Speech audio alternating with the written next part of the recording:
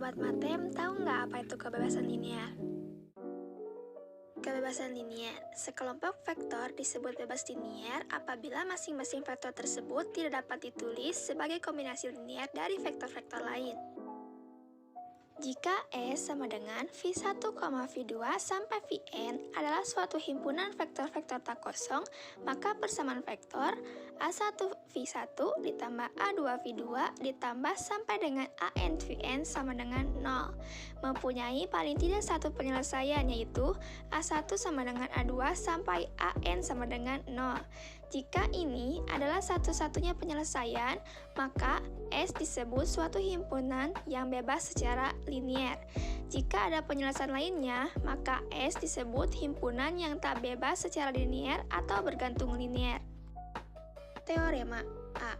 Tak bebas linear jika dan hanya jika paling tidak satu di antara vektor S dapat dinyatakan sebagai kombinasi linear dari vektor S lainnya. B. Bebas linear jika dan hanya jika tidak ada vektor S yang dapat dinyatakan sebagai kombinasi linear dalam vektor S lainnya. C. Jika sebuah himpunan mengandung vektor 0, maka himpunan itu tak bebas linear. D. Sebuah himpunan mempunyai persis dua vektor tak bebas linear jika dan hanya jika salah satu dari vektor itu adalah perkalian dari skalar lainnya. Gimana Sobat Matem? Sekarang sudah tahu kan apa definisi dan teorema dari himpunan bebas linear? Sekarang kita bahas soalnya. Soal pertama, periksa apakah himpunan S 1,2, 2,5 bebas linear dalam ruang vektor R2. Pembahasan.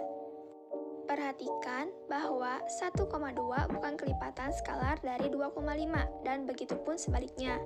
Dengan demikian, berdasarkan teorema di samping, maka himpunan S adalah bebas linear.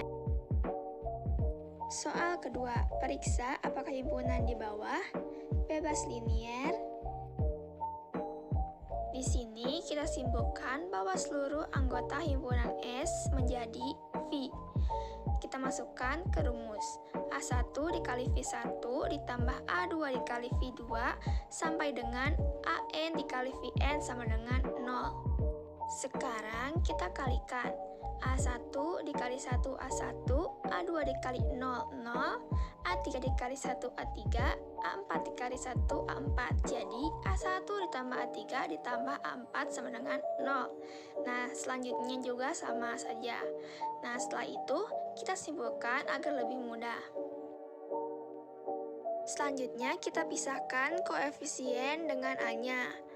Nah, untuk A-nya kita bagi secara kolom 1, kolom 2, kolom 3, kolom 4. Nah, di sini A1-nya jadi 1102, A2-nya jadi 0121, A3-nya jadi 1212, A4-nya jadi 1010. Kita kalikan dengan A1, A2, A3, dan A4 sama dengan 0.